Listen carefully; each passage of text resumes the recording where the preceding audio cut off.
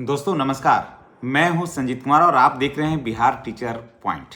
दोस्तों आज हम एक ऐसे खबर को लेकर के आए हैं जो बिहार के सभी कोटि के शिक्षक और उसके बाद सभी कर्मचारियों के लिए बहुत ही ज़बरदस्त झटका लगा है।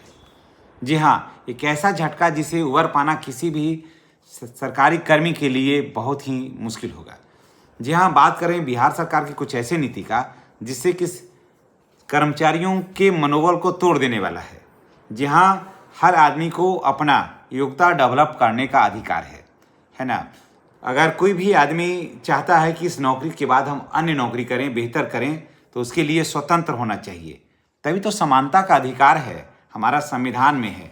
लेकिन सिर्फ ये नियम सरकारी कर्मियों के लिए लागू हुआ है, विधायक और मंत्री के लिए नहीं लागू हुआ है। जब दोस्तों आप ये पूरे वीडियो को देखिएगा तो आपका के अंदर जो है ना एक अलग तरह का एक सरकार के प्रति जो है ना वो नफरत का भाव पैदा होगा। अब हम चलिए बात करते हैं कि क्या है। जी हाँ, अगर आप बिहार में किसी भी विभाग में आप सरकारी कर्मी हैं, जैसे शिक्षक हैं आप, मान लीजिए एक उदाहरण के तौर पर लेते हैं। शिक्षक की बात इसलिए मैं कर रहा हूँ कि शिक्षकों की बहुत बड़ी तादाद होती है और पढ़ने लिखने वालों का संख्या शिक्षा विभाग में बहुत ज़्यादा होता है। तो लोग क्या करते हैं कि शिक्षक की नौकरी ले लेते हैं, उसके बाद फिर वो तैयारी करते हैं भी, है ना।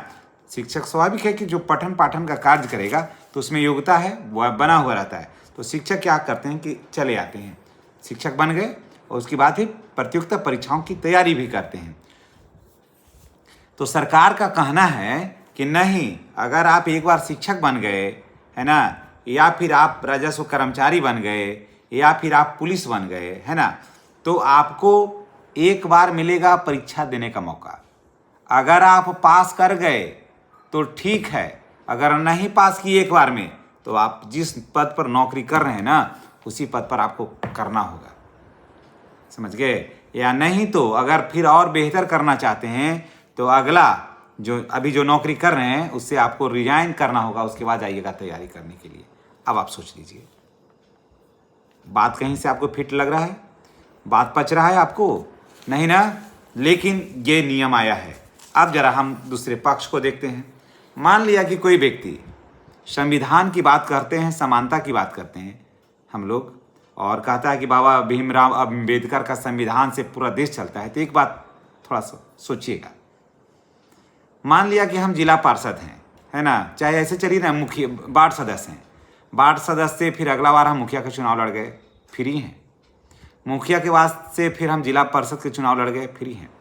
उसके बाद फिर हम विधायक का चुनाव लड़ गए, फ्री हैं।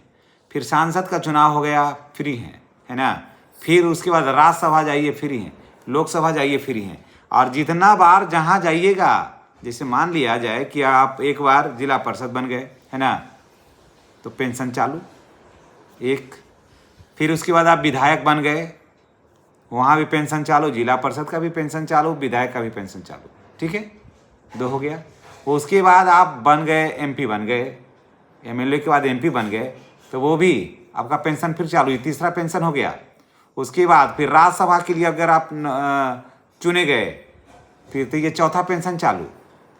यानी कि आपका चालू रहेगा पेंशन, इसमें आपका कोई कटौती नहीं होगा, आप चाहे जितना बार जाइए। लेकिन यही अगर आप एक शिक्षक बन गए हैं और आप में योग्यता है, जबकि इसमें क्या योग्यता है, जो वार्ड सदस्य लेकर के बन गए मंत्री तक बन गए, उनमें क्या योग्यता हुआ, कैसे कैसे लोग आजकल खड़े होते हैं, कैसे कैसे लोग जीतते हैं, ये छिपा हुआ है, हमसे बेहतर आप जानते हैं। तो यहाँ तक ये लोग फ्री हैं। लेकिन अगर आप एक शिक्षक हैं तो दे सकते हैं परीक्षा, लेकिन वो परीक्षा एक बार में आपको पास होना होगा। अब आप सोचिए कि क्या आप विधायक का चुनाव लड़ते हैं, टिकट मिलता है आपको, एक बार में आप जीत जाते हैं चुनाव, फिर भी आपको मिलता है हमारा वोट, फिर आप ले जाते हैं, फिर हार जाते हैं, फिर आपको टिकट मिलता है, फिर जीतते हैं, फिर आप लोकसभा में जाते हैं, फिर हार जाते हैं, फिर मिलता है टिकट, पैसा देकर के टिकट को खरीद लेते हैं और फिर जीतते हैं, वहाँ से फिर आगे जाते हैं। सोचिए, ये लोग स्वतंत्र हैं, लेकिन वही जो छोटा कर्मचारी अपना योग्यता का विस्तार करना चाहता है, अपना भविष्य को उज्जवल बनाना चाहता है, वो बंधन में जकड़ा हुआ है। बात कैसी लग रही है? इसका विरोध होना चाहिए। चाहे भी कोई भी कर्मचारी हो, मैं पूरे बिहार के सभी कर्मचारियों से मैं निवेदन करूंगा कि इसका विरोध होना चाहिए, इसको कोर्ट होना चाहिए। कारण कि हर आदमी को अपना योग्यता विस्तार करने का है ना। हाँ, आपके बल पर हम थोड़ी पास हो रहे हैं, हम तो जो पास होंगे अपने टैलेंट के बल पर पास होंगे। आने वाला कल नहीं तो बहुत गालियां देगा इस समाज को। इसलिए सरकार को ऐसे नियम नहीं लाना चाहिए जिससे कि कर्मचारियों का मनोबल गिरे। कर्मचारियों का तो मनोबल बढ़ाने वाला काम होना चाहिए। तब आप अगर सोच लीजिए कि अगर ऐसा रहेगा तो कैसे लोग अपने भविष्य को सजा सकते हैं, संवार सकते हैं। यानी सरकार का कहना है कि चपरासी में बहाल हुए तो चपरासी तुम रहो, आगे तुम मत बढ़ो। एक बार तुमको देंगे परीक्षा देने का मौका, अगर नहीं पास किया तो रहना, जहाँ काम कर रहे हो वहीं रहो।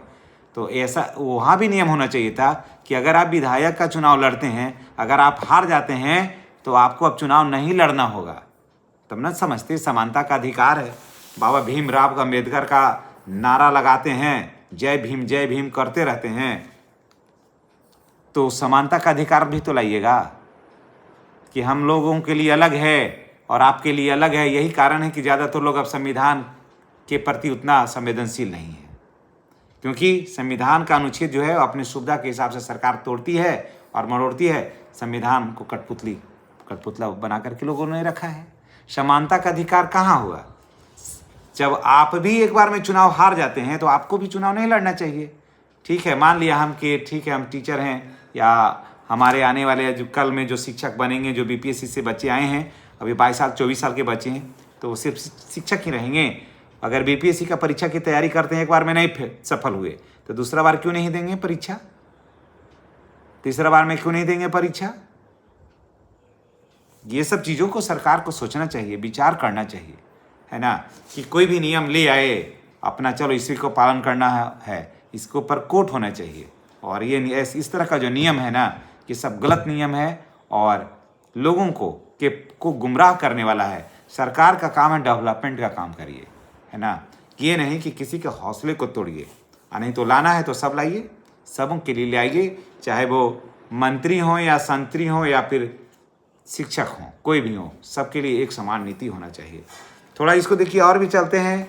अभी तक तो यही सुना था, और भी थोड़ा हम आपको बताते हैं। इसके बाद देखिए, पहले क्या होता था कि कोई भी व्यक्ति सरकारी नौकरी मिलने के बाद एनओसी देकर के, नो ऑब्जेक्शन सर्टिफिकेट लेकर के बड़ी परीक्षाओं के शामिल हो सकता था। कोई भी उम्मीदवार अगर बिहार पुलिस का कांस्टेबल बन गया तो एनओसी लेकर के बीपीएससी के उच्च पदों पर डीएसपी तक के चला जाता था।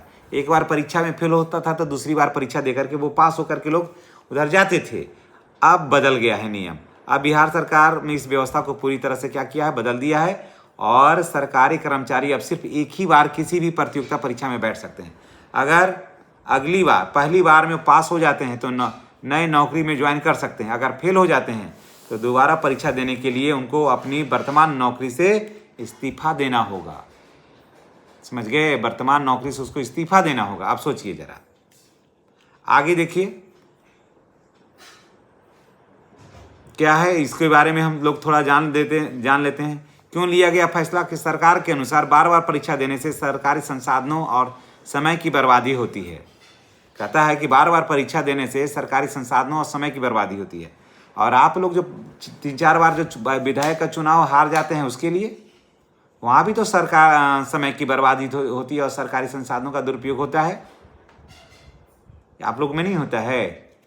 आप लोग हम लोग शिक्षकों से ज़्यादा तो नेता लोग बर्बाद करते हैं, पूरे देश को बर्बाद करके रखा है। और वो बार बार हारते हैं चुनाव, काम धाम तो कुछ करते नहीं है, पैसा दे करके टिकट लेना, उसके बाद चुनाव में चले जाना है और हार जाना है। और फिर ये नियम ला रहे हैं हम लोगों के लिए। कई पदों पर कर्मचारी काम करने के बजाय तैयारी में लगे रहते हैं, जो कि बिल्कुल झूठ है। कर्मचारी जब ऑफिस में जाते हैं तो ऑफिस का काम करते हैं। इससे विभागों के काम पर बुरा असर पड़ता है। ये कहता है कि सरकारी पदों का सही उपयोग होगा। ऐसा होने से होगा कि सरकारी पद का तो सही उपयोग होगा और कर्मचारी अपना जिम्मेवारी सुनिश्चित करेंगे। क्या उनको लगेगा कि अब तो हमको इसी में अब रहने हैं, है ना। तो ये सब जो बातें हैं ना, वो नकारात्मक बातें हैं सरकार का। और यही सोच जो है ना, वो आज भी हमारा बिहार जो है, वो सारा राज्य जो है देश से आगे बढ़ता है और बिहार आज भी वहीं खड़ा है जहाँ था। तो ऐसे में इस तरह का सोच रखने वालों को ही पहले हटना चाहिए, बाद में परीक्षा हो या जो भी हो। सरकारी कार्यों में सुधार होगा, ये कहता है। देखिए, ये कहता है उल्टा कि सरकारी कार्य में सुधार होगा, पदों में स्थिरता रहेगी, सिस्टम पर अधिक जिम्मेवार लोग बने रहेंगे। तो मैं यही कहूँगा कि इसे सरकारी संसाधनों का दुरुपयोग नहीं होगा। अगर किसी में मेरिट है तो अपने मेरिट के बल पर बेहतर पद पर जाने का अवसर मिलना ही चाहिए, है ना। फिर आप लोग को क्यों है, जैसे विधायक बने तो फिर मंत्री बनने के लिए क्यों ललायित रहते हैं, मंत्री बन जाते फिर विधायक बनने के लिए, मुख्यमंत्री बनने के लिए क्यों ललायित रहते हैं। थोड़ा आप भी अपने पर विचार करिए, उसके बाद आगे का नीति का करिए। तो ऐसे चीज़ों पर रोक लगना चाहिए, और इसे बिल्कुल कोट करके ऐसे फैसलों पर रोक लगाना चाहिए, क्योंकि ये फैसला बिहार सरकार का बहुत ही गलत फैसला है और इसका हम पुरजोर विरोध करते हैं। चलिए, इसी के साथ हम आपसे विदा लेते हैं। इस संबंध में आप क्या कुछ कहना चाहते हैं कमेंट करके बताइएगा। और आने वाला कल जो है ना, इस तरह का फैसला जो है ना, बिहार के बच्चों के भविष्य को बर्बाद कर देने वाला यह फैसला है। चलिए दोस्तों, इसी के साथ हम आपसे विदा लेते हैं। नेक्स्ट वीडियो में हमारी और आपकी फिर मुलाकात होगी। चैनल पर नए तो चैनल को सब्सक्राइब करना नहीं भूलिएगा। धन्यवाद।